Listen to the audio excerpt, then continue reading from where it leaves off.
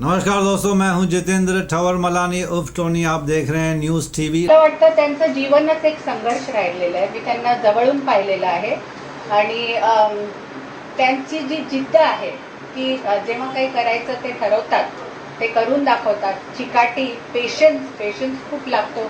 कुठेही कोणत्याही तुम्ही करिअरमध्ये असला तर त्या पेशन्समुळे आणि जिद्दर ऐसा दिन है.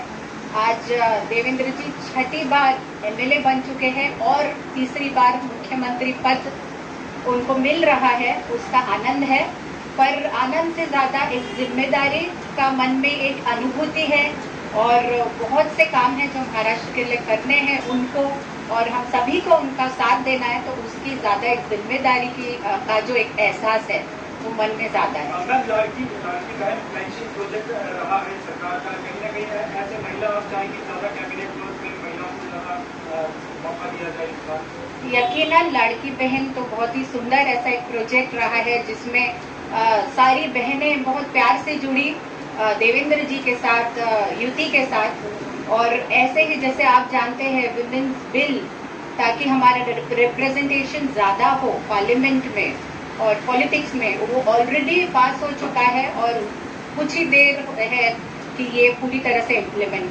जेव्हा आपल्याला काही अचीव करायचं असतं तर ते आपल्या समोर अर्जुनासारखं फक्त आपलं टार्गेट दिसायला पाहिजे आणि पुन्हा यायचं ह्यासाठी नाही आहे की ती गादी पाहिजे. पुन्हा यायचं त्यांना यासाठी होतं कारण त्यांना त्याचा विश्वास होता, लोकांना विश्वास होता की ते महाराष्ट्रासाठी जे काही करू शकतील अजून कोणी करू नाही शकणार आणि त्या विश्वासामुळे ते पुन्हा येत आहेत याचा आनंद आहे. आलेले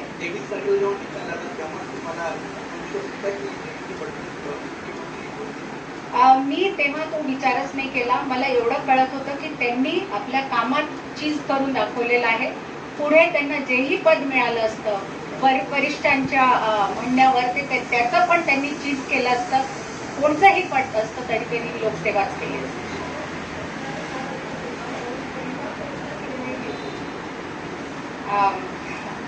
मला इतकंच माहित आहे, लोकहिताचा पहिला निर्णय राहील ज्याच्यात लोकहित सगळ्यात प्रथम राहील, एवढं मी सांगू शकतो.